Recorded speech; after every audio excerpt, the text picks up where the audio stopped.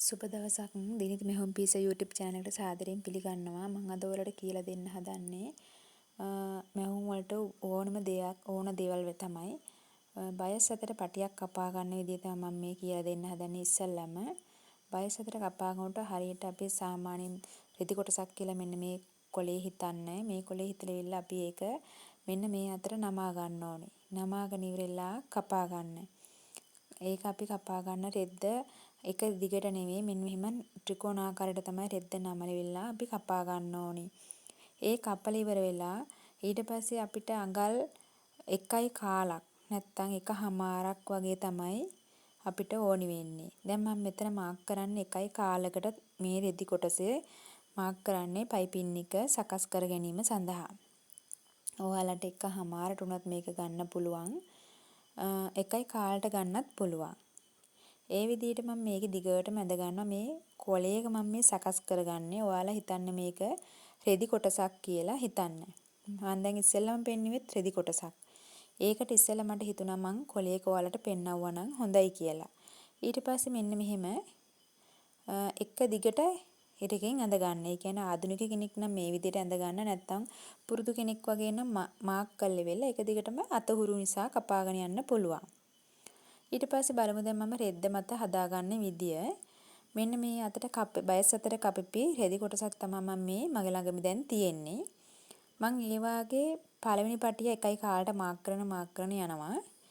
ඒ වගේම මෙතන ඒක මාක් කරලා ඉවරුනාම මම දෙවෙනි පයිපින් එක සඳහාත් මේ විදිහට මාක් කර ගන්නවා. ඒ කියන්නේ 1.1ට තව 1.1ක් එකතු කරලා තමයි මම මේ මාක් කරගෙන එන්නේ.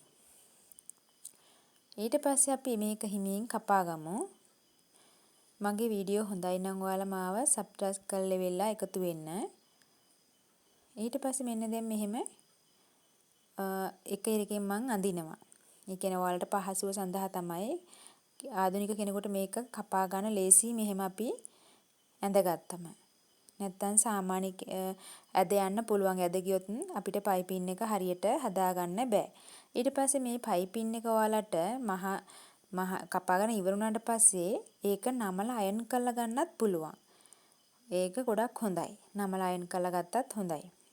එහෙම නැත්නම් අපිට පයිපින් කඩවල් වලින් මිලදී ගන්නත් වෙනම තියෙනවා. දැන් අපි අල්ලන රෙදි කොටසෙන්ම අපි පයිපින් එකක් හදා ගන්නව නම් ගොඩක් හොඳයිනේ. ඒ හින්දා තමයි අපි මේ රෙදි කොටසකින් පයිපින් එකක් හදන විදිය කියලා දෙන්නේ. නැත්තම් මේක අනිත් අතට එහෙම කැපුවොත් මේ වාගේ අපිට රවුම් කරක් අපි ගොඩක් දුරට රවුම් කරකට අතකට අත් කොටත් මහන කොට ඒ වාගේ දෙයකට තමයි මේ පයිපින් එක අපි ගොඩක්ම භාවිතා කරන්නේ.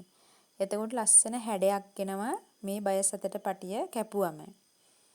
දැන් ඊට පස්සේ මම මේ කොටස් දෙකම මේ විදියට කපා ගන්නවා.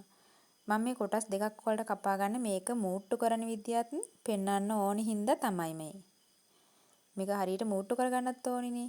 මේක හරියට මූට්ටු කරගත්තේ නැත්නම් ඒත් හරියට අපිට මහ ගන්න බෑ මේ මූට්ටුව වැටෙන තැනින්. මම දැන් කොටස් දෙකම කපාගෙන ඉවරයි. දැන් ඊට පස්සේ අපි මේක හරියට මහ ගන්න විදිය බලමු. නැත්නම් පැත්තක් දිග කොට වුණොත් ඒක අපිට මහ ගන්න අපහසුයි. හොඳ පිට තියන්න. ඊට පස්සේ මෙන්න මෙහෙම පටිය තියලා මේ කෑලි 8 මීටර වැඩි අඩුයි තියෙනවනේ. ඒ හින්දා අපි මෙන්න මෙහෙම තියලා කෙලින් මේ අතට ඉරක් ඇඳ ගන්න. ඊට පස්සේ අපි මේක තියෙන්නේ මෙන්න මේ විදිහට අපි අනිවාර්යයෙන් ඒ ඉර දිගේ තමයි මහන්න ඕනේ. හරියට L හැඩයකට තමයි අපි මේ පටි දෙක තියා ගන්න ඕනේ. L හැඩයකට තියාගෙන ඉවර වෙලා තමයි ඒක 8 මීටර ඇද කරන්න යන්න එපා. L හැඩයකට තියාගෙන ඉල්ල මහ ගන්න ඕනේ. මෙන්න මේ ආකාරයට. අපි දැන් අර මාක් කරගත්ත එක දිගට ඔයාලට මේ හරියට තියාගන්න බැරි නම් අයිනෙන් පින් එකක් ගහගන්න. පුට් එකේ වදින්න නැති ආකාරයට.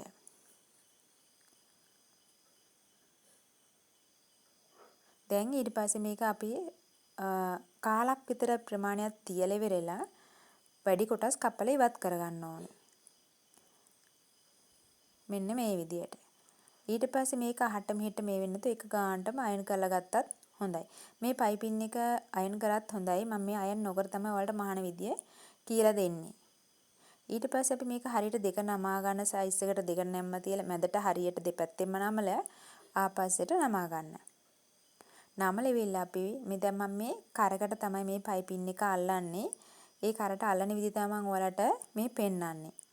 ඊට පස්සේ අපි ඒක ඒ විදිහම නමලා තියලා හරියට අපි අර කර වට තියෙන කොටස හරියට මැදට එන්න තියන්න ඕනේ. එහෙම නැති වුණොත් අපේ පයිපින් එක ටක් ගාලා ගැලවෙනවා. ඒ කියන්නේ කර ගැලවිලා එන්න පුළුවන්.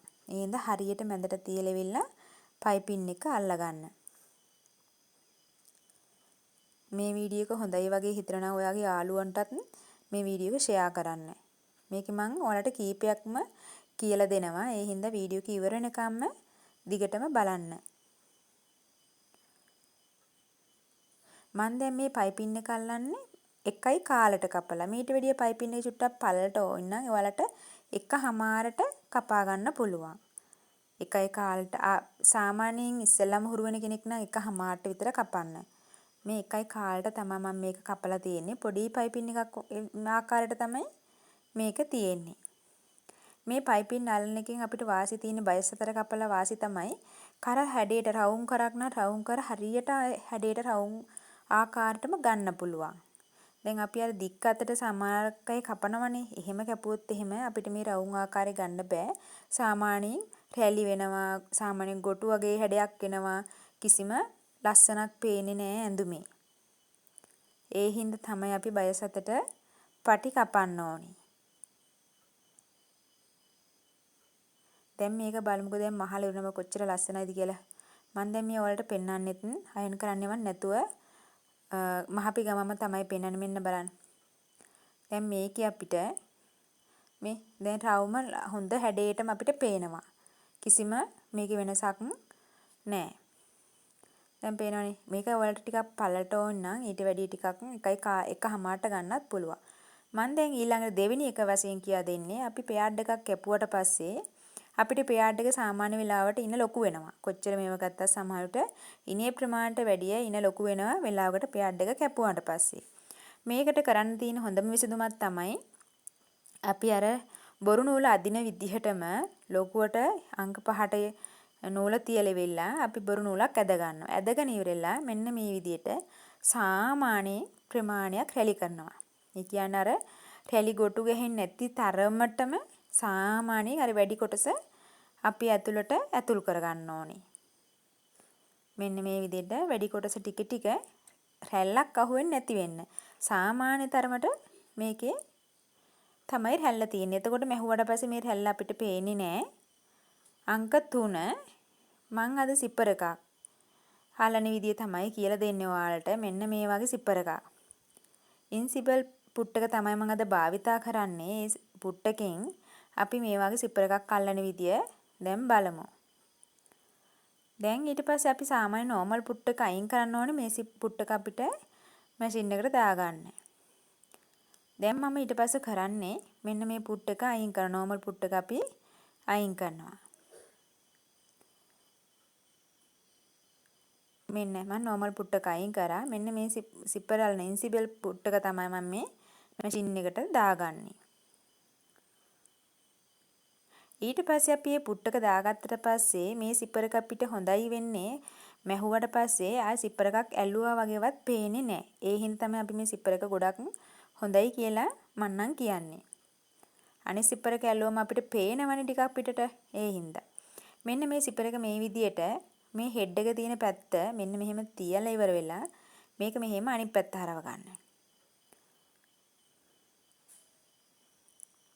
ඒ හරවගෙන ඉවරලා අයිනින්ම මහ ගන්නවා. ඒ කියන්නේ අපි අනිත් පැත්තට හරවගන්න මේක හොඳ පිටට හැරෙන්න ඕනේ.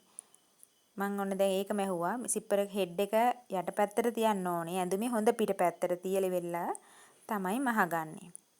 ඊට පස්සේ මේකේ දාර දෙකක් වගේ තියෙනවා. දාර දෙකෙන් එක පැත්ත දාරකින් මේ විදිහට මහලා අනිත් පැත්ත දාරෙට අනිත් පැත්තෙන් තමයි මහන්න තියෙන්නේ. ඊට පස්සේ තියෙන්නේ මේ ඇඳුමට උඩින් මේ සිප්පර එක තියන්න ඕනේ. මේකේ හෙඩ් එක එන්න ඕනේ ඇඳුම පැත්තට. හොඳ පිට පැත්තට. හොඳ පිට අපි උඩට තියන්නේ මහන්නේ. මේකේ හෙඩ් එක එන්නේ ඒකේ හොඳ පිට පැත්තට. ඒ කියන්නේ යටට යන්න ඕනේ සිපර් එක. ඒ විදිහට තමයි මේක මහා ගන්න තියෙන්නේ. දැන් බලමු අපි මේ සිපර් එකේ වාසි කොහොමද කියලා ගොඩක් මැහුවට පස්සේ කොහොමද සිපර් එක පේනවද නැද්ද කියලා.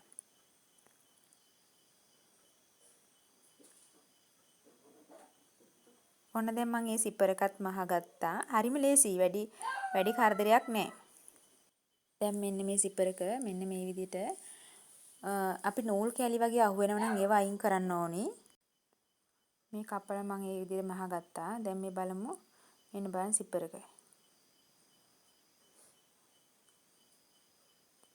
ඔයාලට පේනද බලන්න දැන් මේ සිපර් එකක් අපි අල්ලගත්තට මේක මේ සිපර් එකක් මැහුවේ නෑ වගේ තමයි නේ. දැන් මේකට මම රතු පාට සිපර් එකක් තමයි ගත්තේ සුදු එකට. ඒ වුණාට ඒක මම ඇල්ලුවේ නෑ වගේ තමයි පේන්නේ. ඒකයි මේකේ ගොඩක්ම හොඳ තියෙන්නේ. දැන් මම මේ පුට් එක අයින් කරනවා. අයින් කළා තමයි අර ඉස්සෙල්ලා අපි අතන සිපර් එක අවසන් කරපු තැන මහ ගන්න ඕනේ. ඒ ටික මහ ගන්න.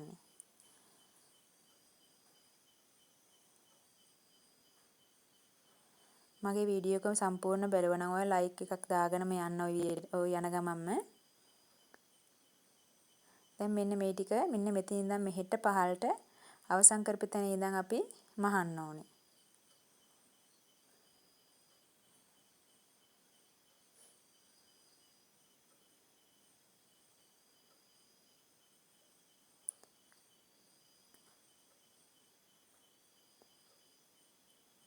දැන් වැඩි නූල් ඔක්කොම ඉවත් කරලා ඉවර වෙලා මෙන්න මේ විදිහට ඔන්න බලන්න දැන් කොච්චර ලස්සනද කියලා දැන් ඇඳුමට ඇල්ලුවා වගේ පේන්නේ නැහැ. මෙන්න මේ පැත්තෙන් සිපර් එක. ආයෙ නැවත හමු මේ වගේ වීඩියෝ එකකින්. සුබ දවසක්.